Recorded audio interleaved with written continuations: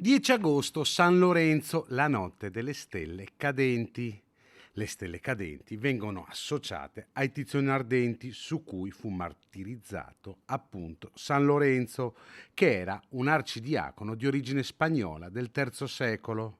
Ma cosa sono le stelle cadenti? Lo abbiamo chiesto al professor Roberto Ragazzoni, direttore dell'Osservatorio dell'Università di Padova e accademico dei Lincei. Il fenomeno avviene ogni anno perché la Terra incontra la orbita di una cometa, che è una cometa della Swift-Tuttle, e questa cometa lascia dietro di sé questa scia di materiale. La Terra, entrando nell'orbita, quando questo materiale entra nell'atmosfera terrestre, si incendia, brucia, diciamo, entrando in atmosfera, e fa questo fenomeno apparente di stelle cadenti. Ovviamente le stelle rimangono in cielo, non c'è nessuna stella che è davvero caduta.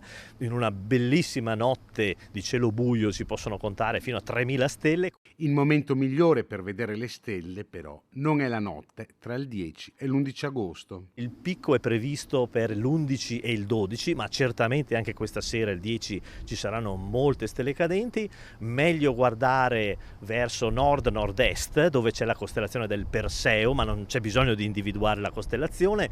Le stelle cadenti sembreranno venire da quella direzione, perché è come guardare la pioggia quando si guida in auto, che si va in una certa direzione e le gocce di pioggia sembrano tutte provenire dalla direzione verso cui ci si sta muovendo. Il Veneto, grazie a una legge regionale, può vantare un minore inquinamento luminoso, quindi una visione migliore delle stelle cadenti. Resta comunque valido il consiglio di allontanarsi dalle città. Prima metà della notte, nord-nord-est, occhi aperti e un cielo buio, non abbiate luci nei paraggi perché altrimenti sarà difficile vederle.